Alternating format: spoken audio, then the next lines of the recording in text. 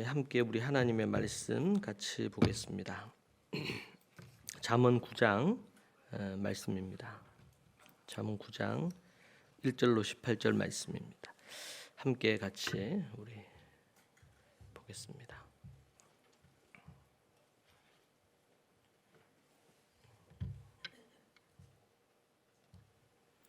교독에서 읽겠습니다. 잠언 9장 1절에서 18절 말씀입니다. 지혜가 그의 집을 짓고 일곱 기둥을 다듬고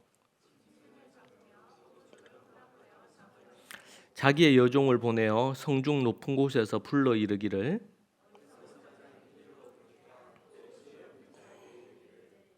너는 와서 내 식물을 먹으며 내 혼합한 포도주를 마시고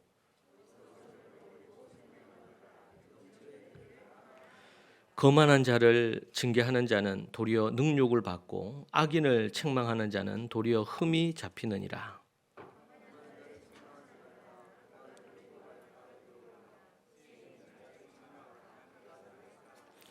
지혜 있는 자에게 교훈을 더하라. 그가 더욱 지혜로워질 것이요 의로운 사람을 가르치라. 그의 학식이 더하리라.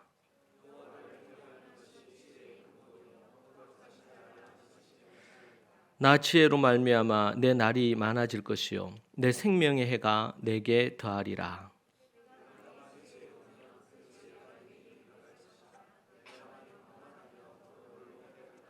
미련한 여인이 떠들며 어리석어서 아무것도 알지 못하고 자기 길을 바로 가는 행인들을 불러 이르되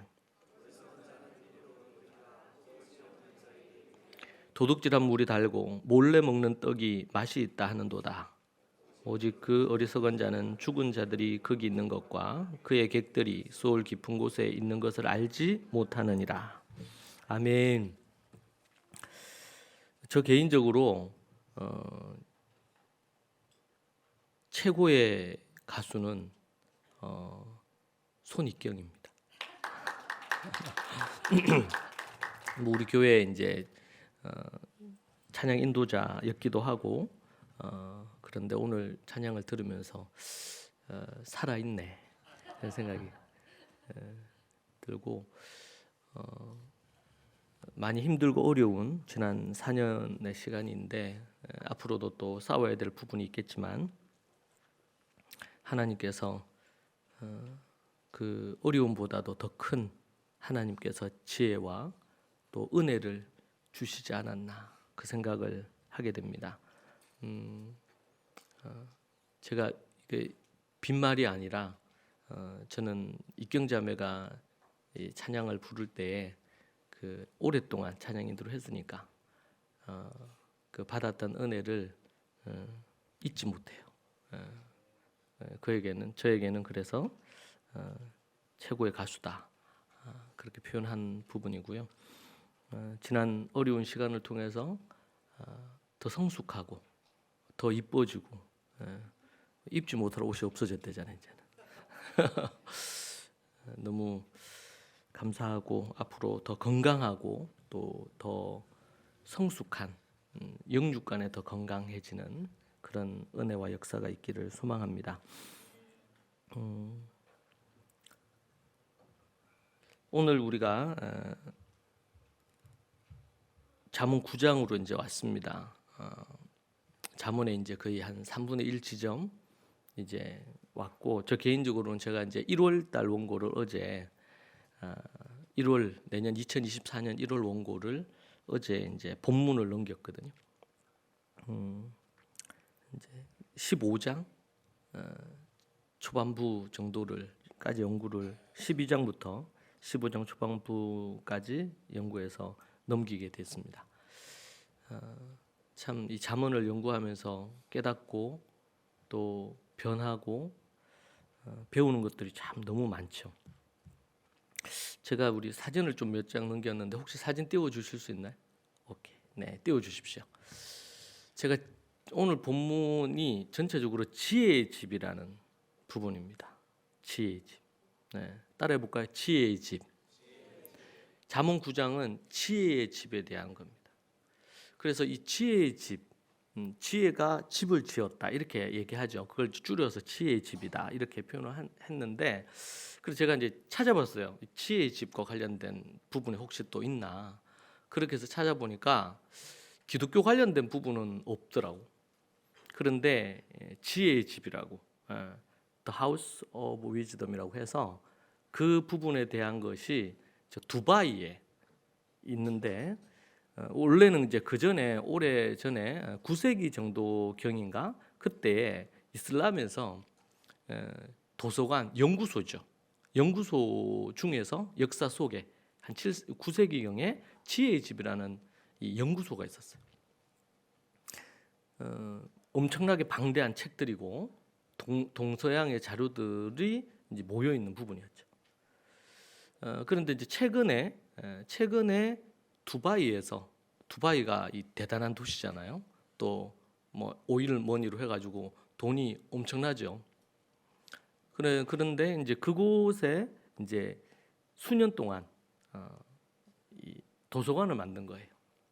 도서관을 만들었는데 이 도서관이 엄청난 돈을 들였고, 그리고 이제는 두바이가 좀 이 최첨단의 이런 그런 어떤 물질적인 도시였다면, 이제는 문화 허브라든지 아니면은 또 지혜나 철학의 도시로 변모하고 싶은 그런 어떤 전략을 갖고 이 도서관을 지었는데 이름이 지혜의 집이에요.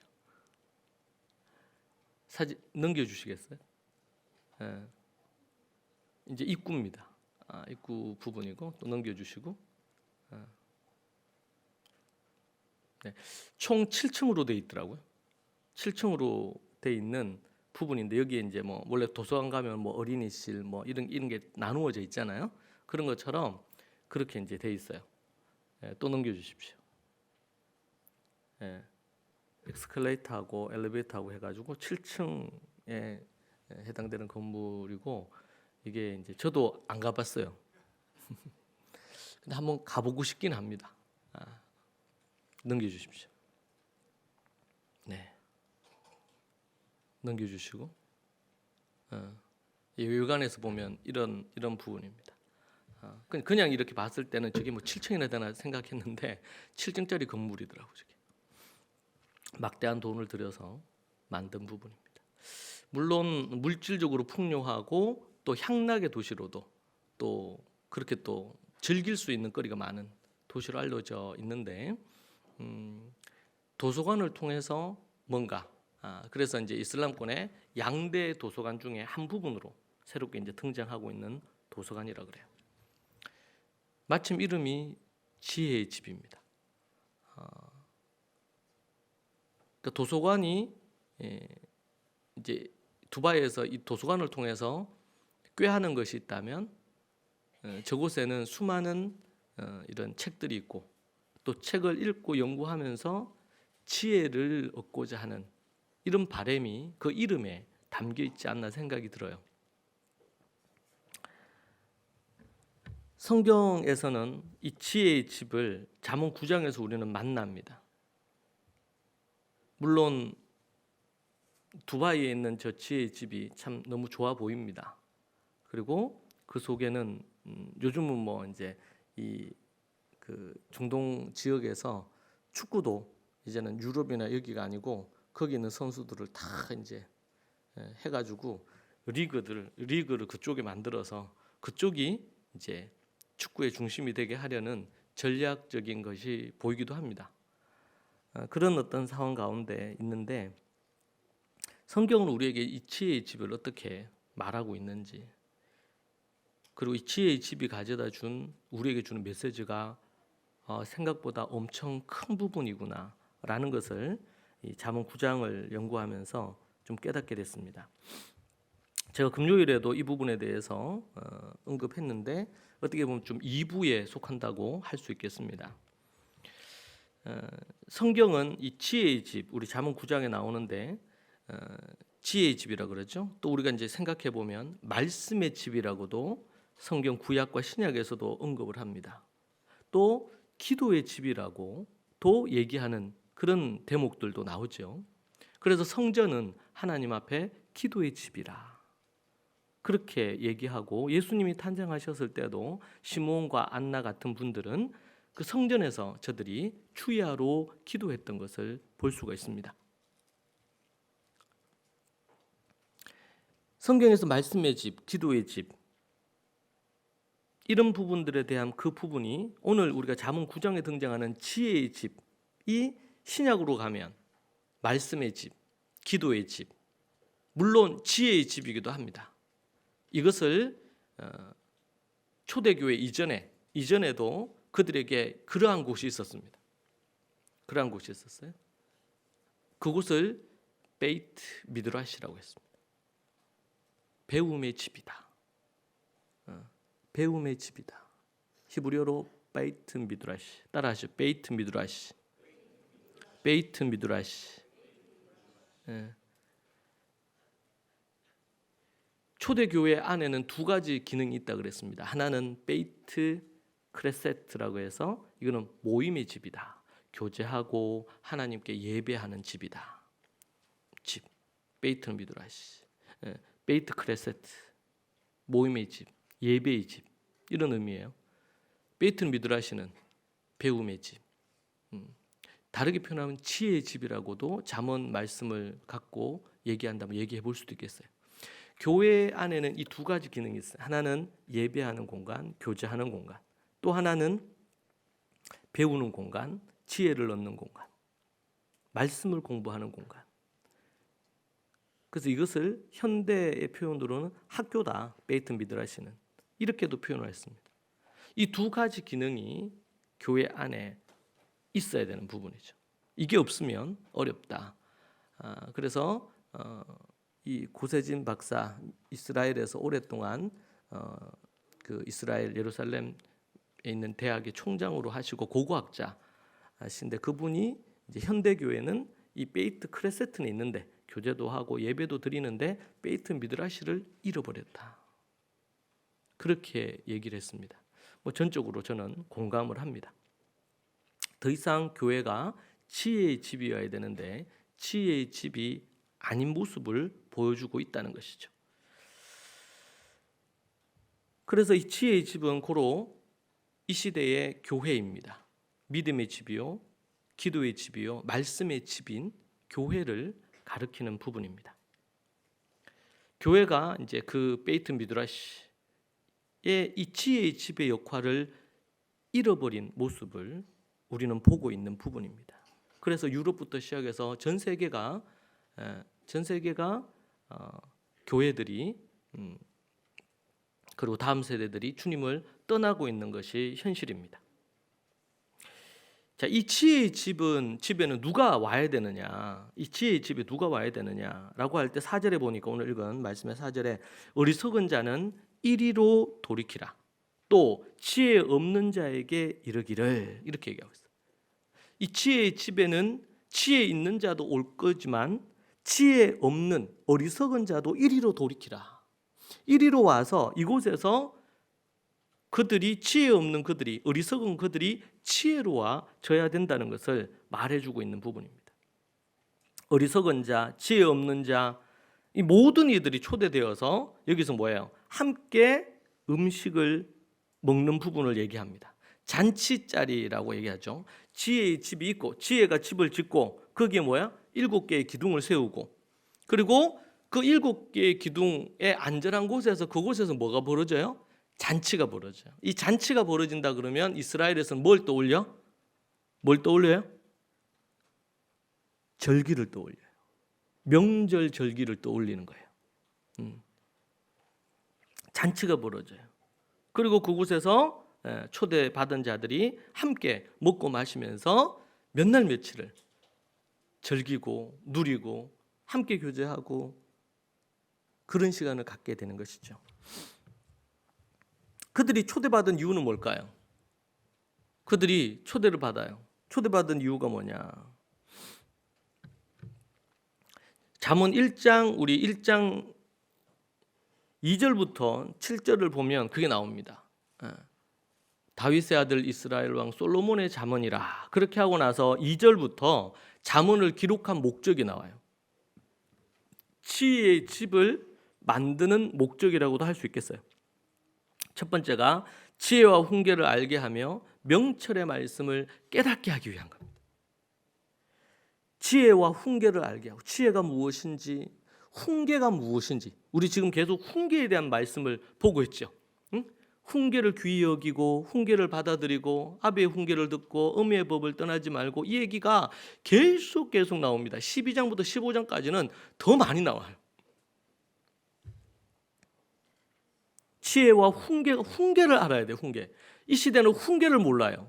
훈계 듣기 싫어합니다. 책망 듣기 싫어하고. 예. 지혜를 알고 훈계, 이 지혜가 그 사람 안에 들어가려면 훈계를 잘 받아야 되거든요. 예. 부모가, 선생님이, 목사가, 예? 가정에서, 학교에서, 교회에서, 아니면 또 사회에서 지혜를 주잖아요. 그럼 지혜를 이걸 받아들이려면 어떻게 해야 돼요? 겸손히 훈계를 받아들일 수 있는 겸손한 마음이 있어야 이 지혜를 받아들인단 말이에요. 그래서 훈계를 알아야 돼요. 훈계를 모르면, 훈계에 대해서 배우지 못한 사람들은 발전할 가능성도 없고 진정으로 성공할 수도 없어요. 분별력, 명철의 말씀을 깨닫게 하기 위한 거다. 깨달음을 주기 위한 거다. 두 번째는요, 지혜롭게, 공의롭게, 정의롭게, 정직하게 행할 일에 대하여 훈계를 받게 하고. 이게 또 훈계가 나오죠. 훈계. 지혜롭게, 공의롭게, 정의롭게, 정직하게 행할 일에 대하여 훈계를 받게 하는 것입니다. 훈계를 받게 하는 것. 지혜로워지고 공의로워지고 정의로워지고 정직하게 살아갈 수 있는. 그러려면 뭐예요? 그 관련된 어떤 사람이 있는데, 지혜롭지 못해. 너 지혜롭지 못하다. 어리석다. 미련하다. 그렇게 하면 안 돼. 이렇게 해야 돼. 지혜롭게, 공의롭게, 정의롭게. 요즘은 뭐 어린애나 어른이나 이거 공의롭지 못하다, 정의롭지 못하다 막 이러면서 주장하는 것들이 얼마나 많은지 몰라요. 그런데 다 자기 입장이에요. 자기 입장이에요. 내 입장에서 이게 공의로운 거예요. 이게 정의로운 거예요. 정치권에서도 보세요. 자기들 입장에서 이게 정의라고 하고 이게 공의라고 하잖아요. 뭐가 없기 때문에. 절대적인 진리를 거부하기 때문에. 절대적인 진리. 이 포스트 모던한 시대에, 다원주의 시대에 진리는 없다고 보는 입장이죠. 그래서 더 혼돈스러운 거예요. 앞으로 더 갖가지 많은 사회적인 부분에 있어서 정신적인 부분이든 심리적인 부분이든 아주 많은 더 혼돈으로 가게 될 것이고, 어느 시기가 되고 그러면 다시 회귀하는 일이 생길 겁니다. 최근에 뉴스나 이런 부분에 있어서 뭐 교사들 이런 교권 문제 이런 것 때문에 많은 초입 교사들이 때로는 자살하고 이렇게 해서 심각한 문제가 되고 있지 않습니까? 여전히 지금도 학부모들의 갑질은 계속되고 있고, 학생들의 선생님들에 대한 이런 함부로 하는 이런 일들은 여전히 계속되어지고 있는 것들이 계속 이번 주에도 몇 건의 뉴스가 또 올라오더라고 보니까. 그러니까 학생의 인권에 대하여, 물론 학생들의 인권이 중요하죠. 그런데 지나쳐서 교사들의 인권이 완전히 땅에 내팽개에 쳐져 버렸잖아요. 그러니까 결국에는 어떻게 해요? 다시 이쪽으로 올 수밖에 없어요. 네. 옛날에는 뭐 교사들의 어떤 권위, 질서, 이 교권 이런 얘기하고 그러면 아주 고리타분하고 꼴통 보수고, 그런데 그게 아닌 부분.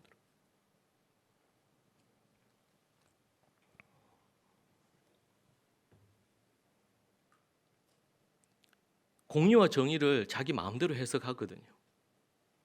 절대적인 기준이 없단 말이에요. 그러니까 정신도 마음이 혼란스러워요. 왜? 기준이 없으니까. 정직하게 행할 일에 대하여 훈계를 받게 한다. 삶에 대한 지혜롭게, 공의롭게, 정의롭게, 정직한 삶을 사는.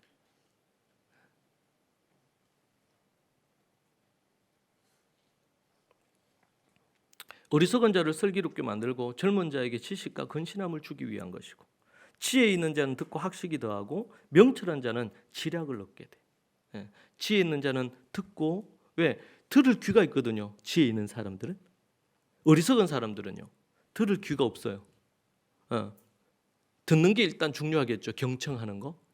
자, 그런데 들었는데 뭐 이단이나 사이비나 세속의 어떤 부분으로 잘 듣고 그게 순종하면 골치 아프잖아요. 그래서 뭐가 필요해요? 명철이 필요해요. 이건 분별력이에요. 듣고 이게 옳은 거구나, 이게 아닌 거구나, 이걸 딱 분별해내야 되거든요. 분별해내야 된단 말이에요. 그래서 지혜 있는 자는 듣고 학식이 더해져요. 지식이 더해지고 지혜가 더해지고 더 만들어집니다. 명철한 자는, 분별할 수 있는 사람은요, 지략을 얻게 됩니다. 지혜로운 전략을 갖게 되는 것입니다. 인생을 살아가는데, 아니면 뭐 비즈니스 사업하는데, 아니면 직장 생활하는데, 무언가를 하는데 지혜로운 전략을 얻게 되죠. 다섯 번째는 잠언과 비유와 지혜 있는 자의 말과 그 오묘한 말을 깊이 있는 말씀의 깊은 것들을 깨닫게 되는 거고요. 여섯 번째는 여호와를 경외하는 자로 만드는 거예요. 여러분, 지혜의 집에 어리석은 자도 들어오고 지혜자도 들어오고 뭐 어떤 자든 올 수 있어요. 누구나 들어올 수 있어요. 빈부 기천 상관없이 누구나 들어올 수 있어요. 많이 배운 사람, 뭐 많이 못 배운 사람, 많이 가진 자, 뭐 적게 가진 자 상관없어요. 누구나 들어올 수 있어요. 근데 그들이 들어와서 이곳에서 해야 될 게 뭡니까? 바로 이 6가지를. 이것을 위해서 잠언이 31장까지 기록돼 있어요.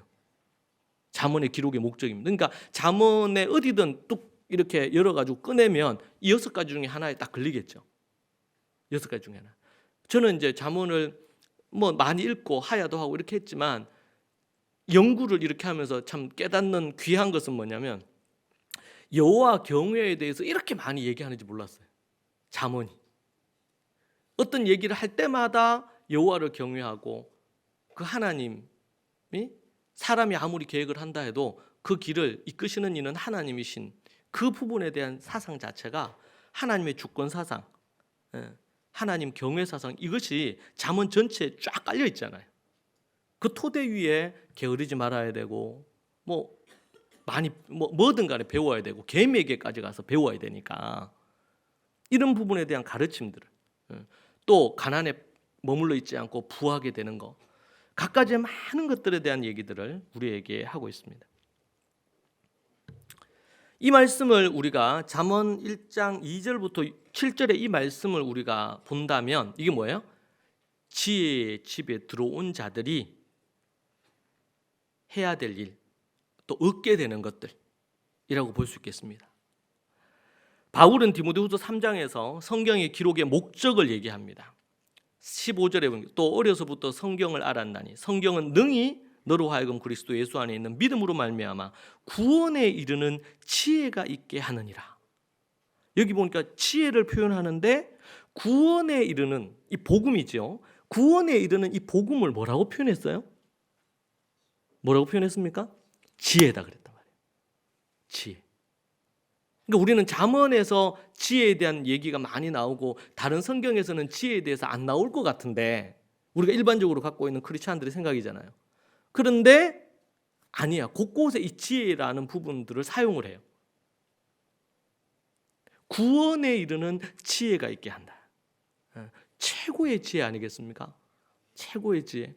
우리를 죄에서 건지고 영생하도록 하는 이 구원의 지혜가 최고의 지혜 중에 지혜겠죠. 성경은 16절에 보면 모든 성경은 하나님의 감동으로 된 것으로 교훈, 책망, 바르게 함, 의로 교육하기에 유익하다 말이에요. 교훈하고 책망하고 바르게 하고 의로 교육하기에 유익하다. 여러분, 이거 말씀을 보면서 뭐가 떠오릅니까? 잠언 1장 2절부터 얘기하는 거예요. 지혜롭게, 공의롭게, 정의롭게, 정직하게 행할 일에 대하여.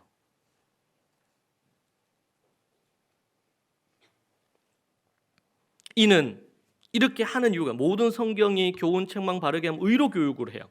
교육한다. 이는 하나님의 사람으로 온전하게 하며 모든 선한 일을 행할 능력을 갖추게 한다. 그 일을 위해 교훈도 주고 그러고 나서 반드시 교훈하고 나서는 훈계하고 책망이 따라야 돼요. 예. 어른도 그렇지만 아이들도 교훈을 줬어요. 어떻게 해라? 그렇게 했는데 그것을 그냥 100% 다 하는 죄인은 없어요. 인간은 죄인이니까. 그래서 교훈하고 나면 반드시 뭐예요? 책망이 따라요. 또 훈계가 따라요. 그렇게 책망과 훈계를 통해서 이 교훈이 실행되고 열매가 실천되어질 수 있도록 만드는 거죠. 그리고 교훈하고 책망하고 그래서 바르게 하고 그래서 의로 교육하도록 의로운 사람이 되도록 만드는 것입니다. 이것이 바로 하나님의 사람으로 온전하게 하는 거예요. 우리는 예수 그리스도를 회개하고 거듭나 예수 그리스도를 믿습니다. 여기서 우리가 믿는다는 것은 이걸 뭘 포함을 하는 겁니까? 이제는 하나님에 대한 인식이 생겼다. 아, 하나님이 계시는구나.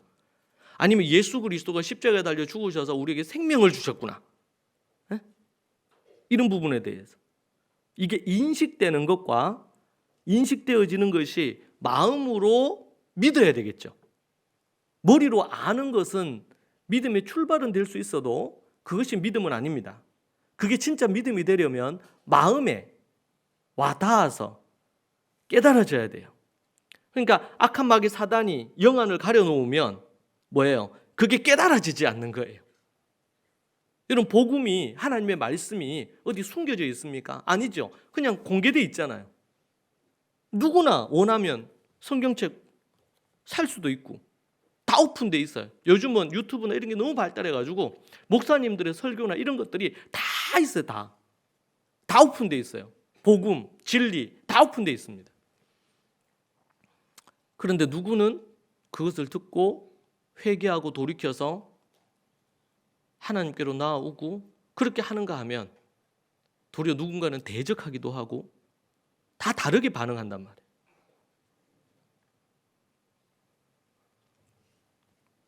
그리고 우리가 놓치는 것 중에 하나가 뭐예요? 교회 안에 베이트 미드라시가 사라졌다 그랬죠. 초대교회는 있었는데 사라졌어요. 그러면서 어떤 문제가 생겼어요? 이제는 예수 그리스도를 믿으면 된다. 그러고 나서는 우리나라는 주입식 교육이 너무나 팽배하니까 애들이 막 고등학교 졸업할 때 막 책을 찍고 교복도 막 찍고 그런 일들이 있다 그러잖아. 다시 안 볼 책이니까 막 지겹다. 실패한 거 교육에 대한민국에 실패한 것 중에 하나가 교육입니다. 물론 긍정적인 면도 있을 거예요. 근데 궁극적으로 볼 때 실패한 것이 교육입니다.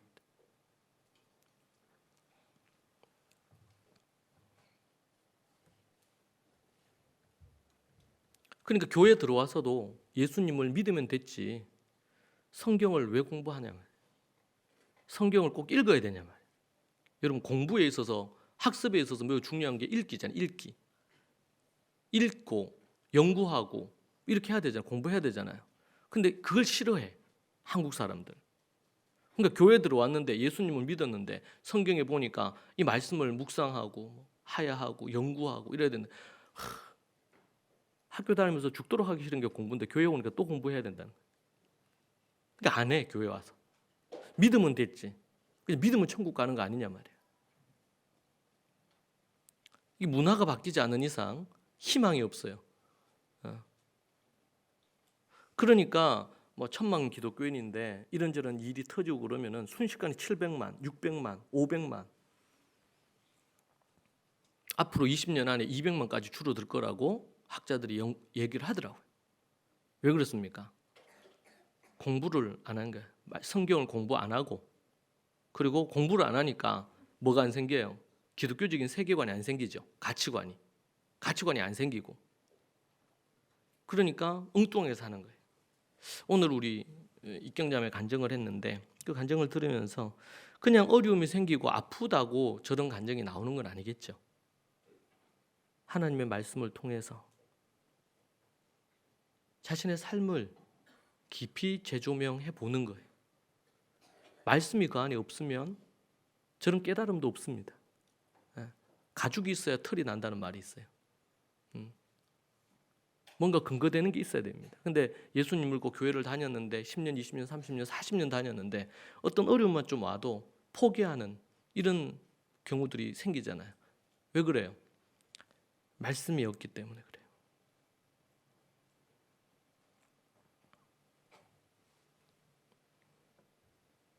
그래서 의로 교육하기, 하나님의 사람으로 온전하게만 모든 선한 일을 행할 능력을 갖추게 하는 거예요. 물론 굴곡은 있을 수 있어요. 하나님의 사람으로 온전해지고 모든 선한 일을 행할 능력을 갖추게 하는 거다. 이것이 지혜의 집에서 이룰 수 있는 것들입니다. 지혜의 집에서.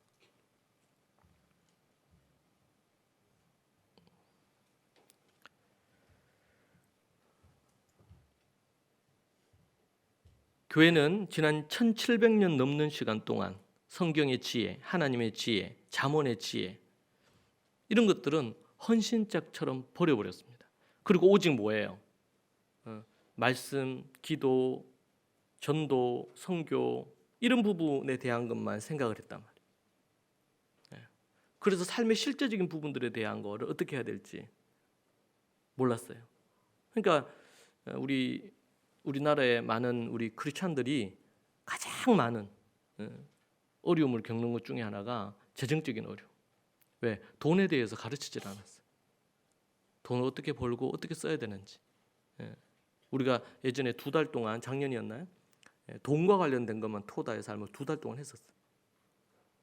나중에 기회 되면 이제 그 다음 후속편으로 좀 더 구체적으로 돈을 어떻게 벌고 어떻게 돈을 쓰고 사용을 하고 실질적인 부분에 있어서 성경적인 소위 말해서 재테크를 어떻게 해야 되는지 성경은 우리에게 그런 것들을 많이 얘기해 주고 있거든요. 근데 이것을 갖고 열매를 맺지 못하는 거예요. 제가 제 책 자식농사 주안에서 내 맘대로 된다. 이 책은 어떻게 보면 그런 부분에서 성경적 자녀 교육의 지혜서다, 잠언이다 할 수가 있겠어요. 구체적으로 어떻게 해야 될지 매뉴얼을 주고 있단 말이죠. 그런 부분에서 우리의 삶의 영역에서 지혜의 집에는 삶의 영역에서 정치, 경제, 사회, 문화, 역사, 교육 모든 영역에서 자식농사 같은 책들이 자료들이 많아져야 돼요. 저는 우리 자녀 세대들이 그러한 부분에 자기가 관심 갖는 부분에 정치나 역사 관련된 것도 너무 편향된 책들이 크리스찬들이 쓴 책들이 많아요. 밸런스를 잃어버렸어요. 이제는 정치나 아니면 역사가 우상이 됐어요.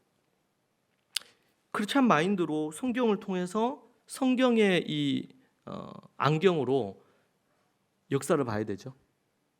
그 대표적. 그래서 저는 앞으로 성경적인 이제 역사가가 되겠다, 세상의 역사가가 되겠다 하는 사람들은 성경의 창세기부터 시작해서 특별히 역사서, 여호수아, 사사기, 그리고 사무엘상하, 열왕기상하, 역대상하 역사서를 깊이 공부해야 돼요. 거기에서 하나님의 이 눈으로 어떻게 사울을 평가하고 다윗을 평가하고 솔로몬을 평가하고 또 역대 바벨로니아, 아수르 이런 부분의 왕들을 하나님은 어떻게 평가하시는지 이 역사관이라고 그러죠. 역사관, 성경적인 역사관. 그런 역사관으로 이걸 봐야 된단 말이에요. 크리스찬들도 이데올로기, 사상 그리고 정치적인, 역사적인 이런 부분으로 완전히 거기에 그게 우상화돼 있어요. 그 사람이 어떤 정치적인 입장을 취하느냐 그걸로 그 사람과 교제할지 말지를 결정한단 말이에요. 크리스찬들조차도. 목사들도 예외가 아니에요.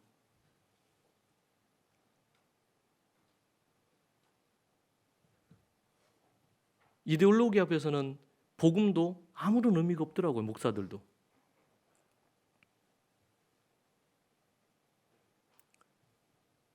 저 개인적으로는 심각한 회의를 느꼈습니다. 참 존경했는데 이데올로기 앞에서는 이제 그런 게 없어. 진실을 왜곡시키더라고. 그냥 있는 그대로 가야 되는데 진실보다 더 중요한 것은 그것을 보는 하나의 관점으로 추락하고 있는 것을 봅니다. 그러니 교회가 무너질 수밖에 없죠. 왜요? 교회가 하나님의 말씀을 토대로 한 지혜를 갖고 있지 않는 거예요. 정치와 관련된 지혜를 어떻게 우리가 가질 거냐? 역사와 관련된 지혜를 어떻게 가질 거냐? 문화에 대한 거는요. 영화도 나오고 갖가지. 우리는 뭐 세상 문화하고 담쌓고 살아야 된다. 아니면은 뛰어들어야 되는데 그럼 그럴 때 어떤 입장을 취할 거냐 우리가? 우리는 지혜의 집에서 이걸 공부해야 됩니다. 연구해야 돼요. 근데 그 밑바탕이 뭐예요? 하나님의 말씀이 바탕이 돼야 되겠죠. 잠언 12장부터 15장까지 내용에 이런 게 있습니다. 훈계를 어떻게 받을 것인가? 훈계를 누가 나에게 훈계하면 나는 어떻게 훈계를 받을 것이냐? 또 내가 누군가를 훈계해야 될 위치에 있을 수 있잖아요. 훈계할 때 훈계를 받지 않는 어리석은 사람은 어떻게 대할 것이냐? 어떻게 가축을 대할 것이냐? 이 기록된 때는 구약이니까 가축이 있었잖아요. 가축이. 요즘은 여러분 집에 가축 안 키우죠? 뭐 이제 뭐 그 반려견 뭐 이런 건 있죠. 예. 어떻게 동물을 대할 거냐? 좀 더 확대한다면 감정을 어떻게 조절할 거냐? 말을 하는 데 있어서 지혜롭게 말을 어떻게 할 거냐? 말에 대한 내용이 너무 많이 나오거든요. 사람이 마음에 있는 것이 말로 나오니까 말로 인해서 관계도 깨지고 관계가 좋아지기도 하고 말하는 것 때문에 목숨을 잃기도 합니다. 세상에 선한 영향력을 어떻게 끼칠 것인가? 당신의 이름을 명예롭게 하려면 어떻게 할 거냐? 자녀를 사랑한다면 부지런히 매를 대라. 어리석은 자는 어떻게 대할 건가? 부자가 어떻게 될 건가? 부모와 자녀 행복한 관계는 어떻게 만들 건가? 이런 내용들이 일부지만 나와요. 지혜의 집에서 배워야 되는 것들 아니겠어요?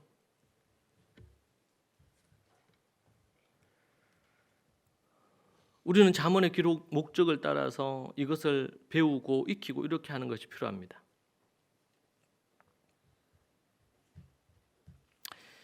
우리는 이 지혜의 집에 머물면서 누리는 복이 있습니다. 저는 제가 이제 이스라엘 갔을 때 가장 인상 깊은 거 하나만 하라면 갈 때마다 제가 회당을 찾아가고 예수님 믿는 유대인들 공동체 교회 가서 같이 예배도 드리고 이럴 수 있는 기회를 갖거든요.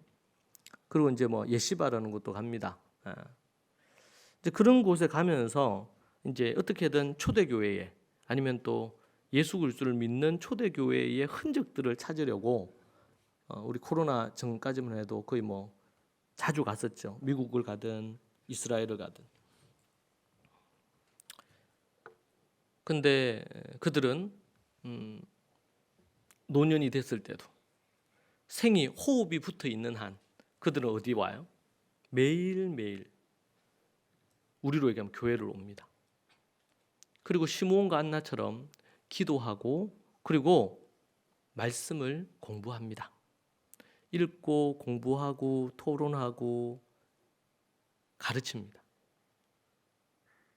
손자, 증손자들 가르칩니다. 그게 하나의 초대교회의 문화였습니다. 지혜의 집에서 지혜를 얻기 위해서 공부하는 것입니다.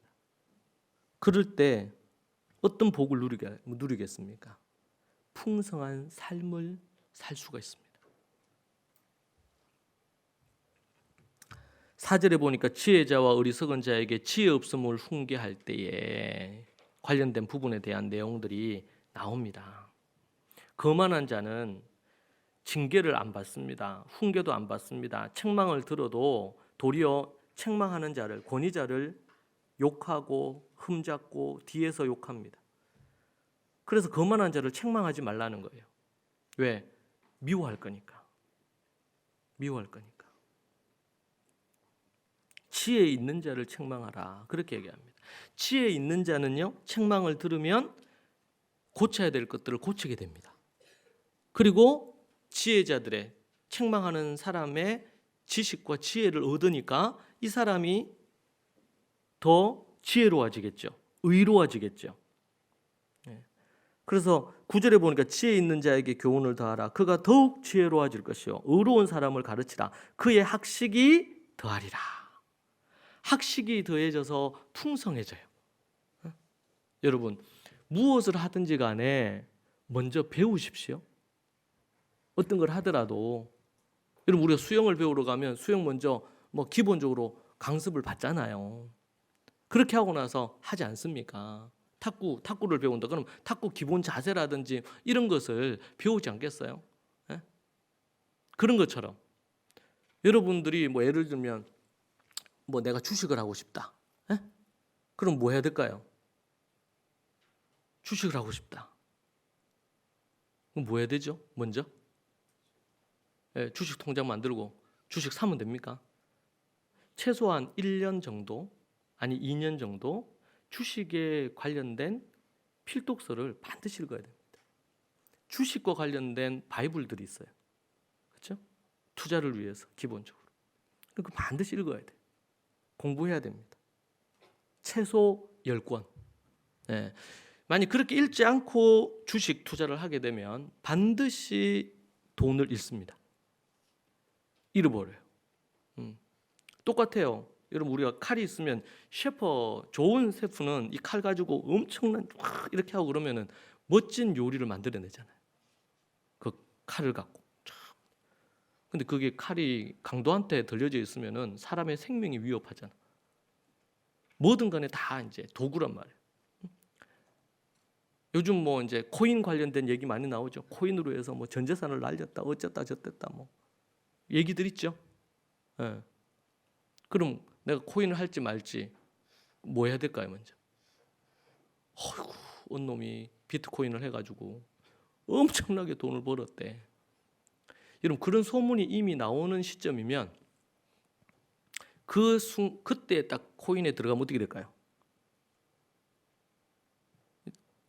거의 99.9%가 다 잃어요, 돈을. 그럼 먼저 암호화폐에 대해서 알아야 되겠죠. 암호화폐가 왜 나왔나? 그리고 지금 이런 암호화폐 코인을 통해 가지고 왜 많은 사람들이 사기를 당하나? 이런 거에 대해서 충분히 공부를 해야 되겠죠. 안 그러고 코인은 안 된다, 뭐는 안 된다, 어떤 거는 된다, 이런 부분에 그냥 떠도는 설에 의해서 사람들이 생각을 한단 말이에요. 그럼 먼저 뭐 해야 돼요? 공부해야 돼요. 우리 자녀 중에서 앞으로 창업을 해야 되겠다. 어떤 창업을 하고 싶다. 그러면 어떻게 해요? 창업과 관련된 책을 읽고, 첫 번째는. 두 번째는 창업과 관련된 유수한 세미나나 강좌가 있겠죠? 그것을 가서 배우고 준비를 해야 되겠죠? 최소한 그런 일에 짧게는 1년, 길게는 한 2년 정도 해야 되지 않겠습니까? 그렇지 않고 그냥 할 수는 없는 거잖아요. 그리고 만약 어떤 창업을 했어. 그러면 그 사람이 계속 해야 될 자신의 시간의 최소한 10%에서 20%는 연구하고, 책을 보고 연구하고 세미나를 참여하고 이렇게 하는 부분을 부단히 계속 해야 됩니다. 그렇지 않고 자기 비즈니스를 계속 발전시켜 나갈 수가 없어요. 그런 부분들이. 이게 하나님께서 우리에게 주신 기본적인 원리예요, 원리. 우리의 삶에 있어서도 지혜의 집에 풍성한 삶을 누리려면 예수님을 믿고 나서도 영적인 세계도 어때요? 말씀과 관련된 거, 기도와 관련된 거. 우리 복음 클래스에서 복음의 요소들, 자기 셀프 리더십, 자기를 조절하는 능력, 이런 관련된 거 강좌가 개설되어 있잖아요. 이걸 갖고 듣고 내 것으로 만들고 1년의 이런 과정을 통해서 변하고 성숙할 수 있는 부분들이 있죠. 지혜의 집에서 들어와서 이제 해야 될 게 뭐냐? 읽고 공부하고 실천하고 배우고 해야 됩니다. 그럴 때 뭐야? 풍성한 삶을 누릴 수 있어요. 여러분, 지혜의 집에, 여러분 수영장에 매일 1년 내도록 하루도 안 빠지고 출근했다. 그런다고 수영 잘하는 건 아니잖아요. 가서 배우고 또 물도 먹기도 하고 그런 것들 할 때 어느 순간 뜨고 멋진 포즈로 수영을 할 수 있겠죠. 동일해요. 지혜의 집에 일단 들어오면 가능성은 있어요. 풍성한 삶을 살고 행복한 삶을 살 가능성이 높아요. 그런데 들어와서 해야 될 것을 해야 됩니다.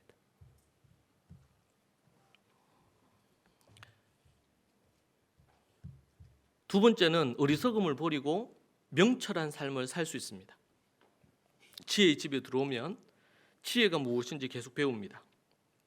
그러니까 어떻게 돼요? 어리석음이 떠나가게 되겠죠. 그리고 명철한 삶을 살 수 있게 됩니다. 명철한 삶.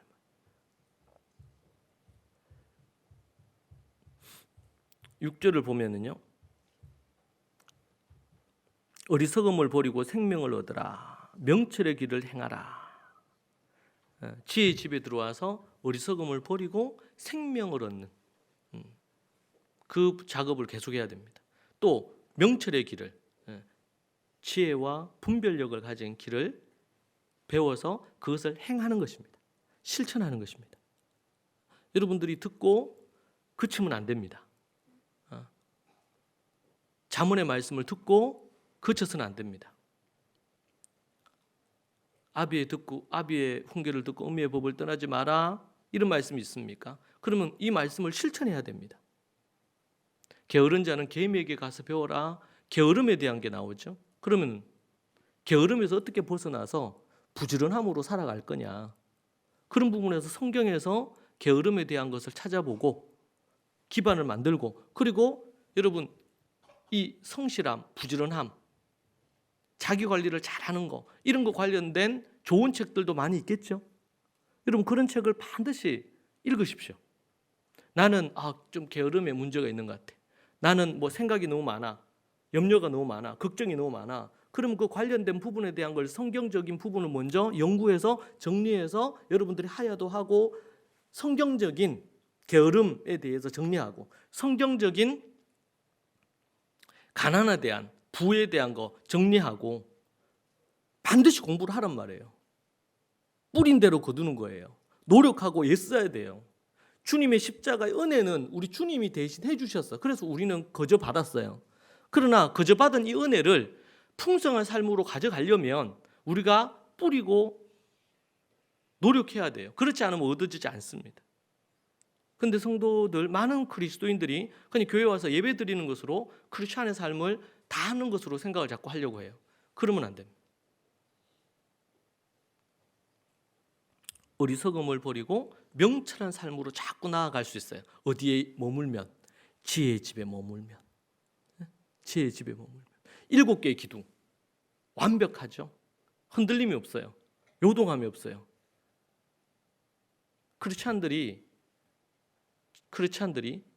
뭔가 약하고 부족한 것처럼 보일지 몰라도, 여러분 바울 같은 경우 보십시오.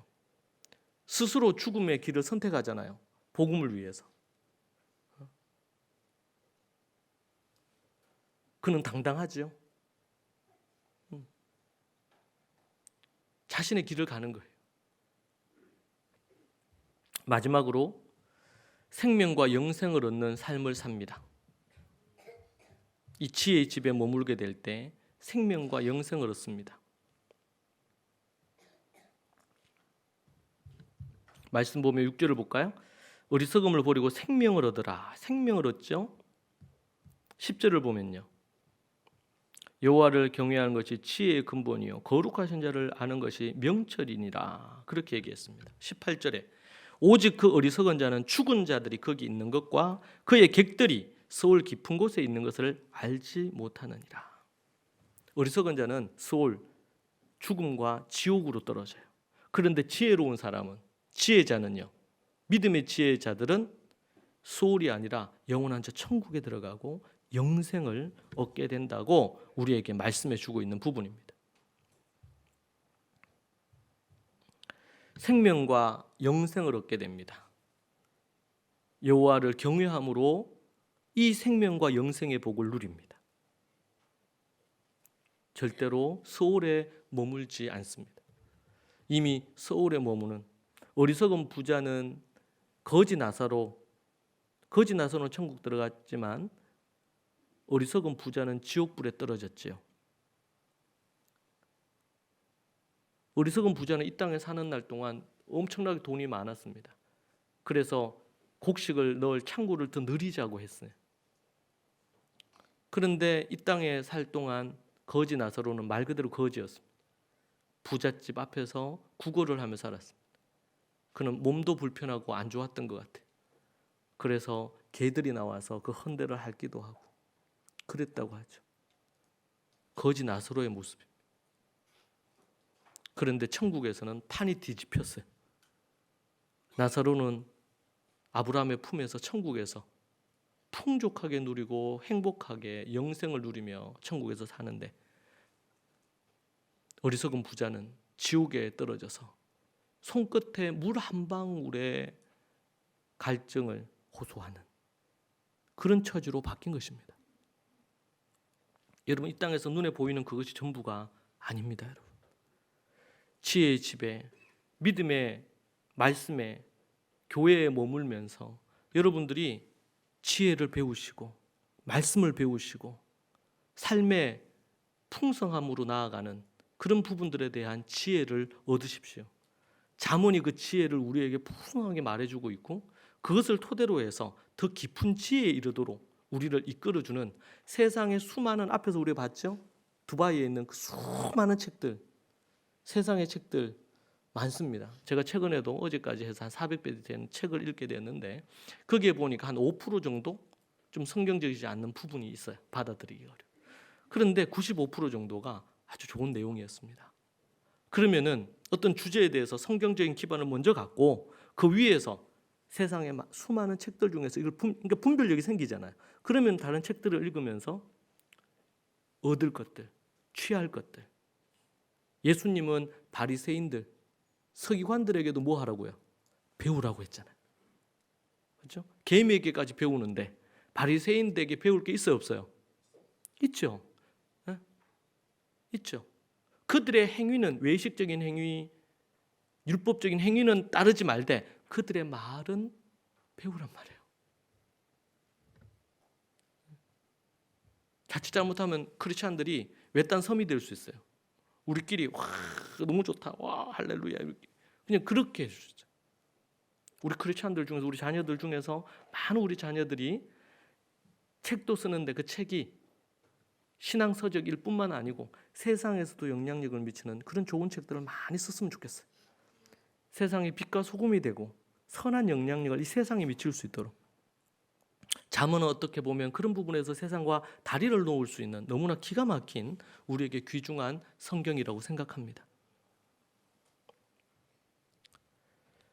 지혜의 집에 머무는 것. 그래서 여러분의 가정이 지혜의 집이 되게 하십시오. 여러분 집에 이제 TV 다 없애셨죠? TV 없애야 됩니다.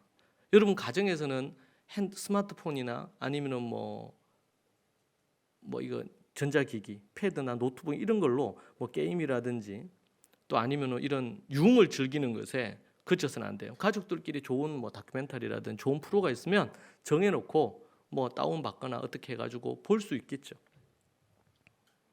그런데 쾌락의 도구로 그런 것들이 사용되어지지 않도록 도리어 연구하고 공부하는 도구로 여러분의 가정이 지혜의 집이 되게 만드셔야 됩니다. 우리 학교는 유니스 학교는 지혜의 집이 되어야 합니다. 교회는요, 지혜의 집입니다. 생수의 강이 그것으로부터 흘러와야 돼요. 우리 조국 대한민국은 가정과 학교와 교회들이 건강하게 회복됨으로 대한민국이 지혜의 집이 돼서 전 세계에 빛과 소금의 역할로 이방의 빛으로 영향력을 미쳐야 될 줄로 믿습니다. 그러기 위해서 우리가 복음을 가지고 있어야 돼요. 하나님의 말씀을 가지고 있어야 돼요. 여러분 히브리서 6장에 보면 도의 초보를 버리라고 그렇게 말하고 있죠. 도의 초보를 버리라. 도의 초보가 뭡니까? 거기에 보면 거기에는 여러 가지가 나옵니다. 도의 초보를 버리라 얘기하면서 죽은 행실을 회개가 있고 하나님께 대한 신앙이 있고 세례, 침례가 있고 안수와 죽은 자의 부활과 영원한 심판에 관한, 그러니까 부활과 심판, 종말, 이것은 뭐예요? 초보란 말이에요. 초보.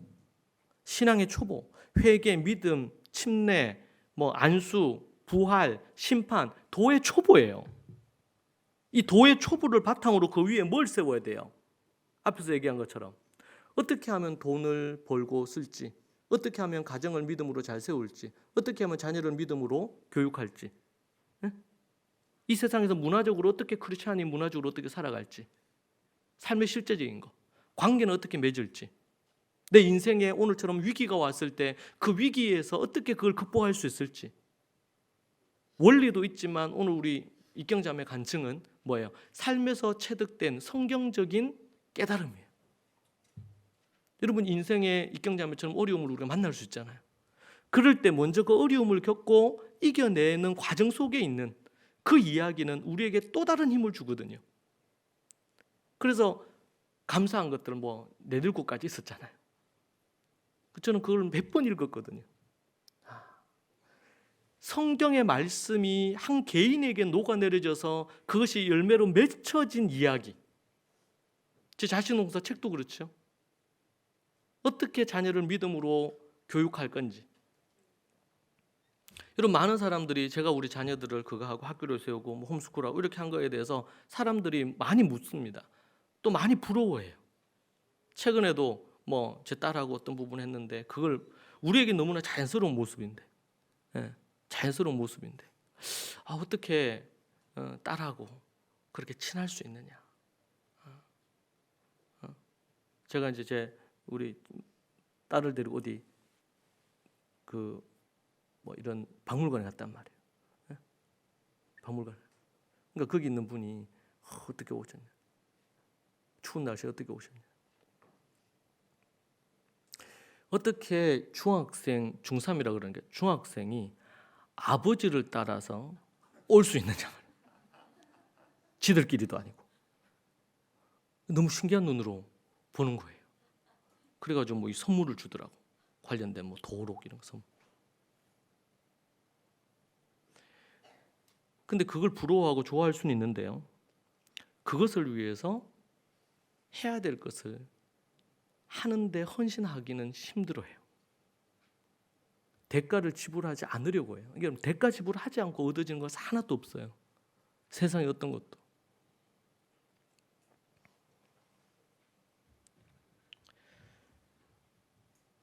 사랑하는 여러분, 우리가 정말 하나님 앞에서 믿음으로 여러분의 그 길을 가십시오. 우리 교회가 지혜가 생명수처럼 흘러가는, 복음과 더불어 하나님의 말씀의 생명수가 흘러넘쳐서 여러분의 가정을 살리고 여러분의 자녀들을 세우고 여러분의 삶을 더 풍성하게 하고, 혹시 때로는 어렵고 힘든 순간이 있습니까? 사업하면서, 직장생활하면서, 가정을 이끌면서 그럴 때가 옵니다. 그럴 때가 와요. 실패는 성공으로 가는 지름길입니다. 그 실패를 통해 내가 이렇게 하면 안 되는구나, 이것을 깨닫는, 배우는 시간이 돼야 됩니다. 그래야지 다음번에 그 실패를 다시 안 할 수 있습니다. 실수할 수 있고 실패할 수 있습니다. 그런데 문제는 똑같은 실수와 실패를 반복하는 것은 절대로 해서는 안 되는 겁니다. 지혜의 집에서 우리가 얻을 수 있는 것들입니다. 여러분의 삶이 이렇게 풍성하고 행복하기를 주 안에서 축복합니다. 기도하겠습니다. 하나님 감사합니다. 우리 믿음의 귀한 식구들에게 지혜의 집에 머물면서 누리는 인생이 되게 하옵소서. 가정이 믿음의 지혜의 집이 되게 하옵소서. 교회가 지혜의 집이 되게 하여 주옵소서. 우리 학교가 지혜의 집이 되게 하셔서 하나님이 기뻐하시는 모습으로 세워지게 하옵소서. 타락한 음녀의 집이 우리의 가정이 되지 않게 하시고, 음녀의 집으로 학교가 되지 않게 하시고, 교회가 음녀의 집이 되지 않게 하옵소서. 예수님 이름으로 기도합니다. 아멘.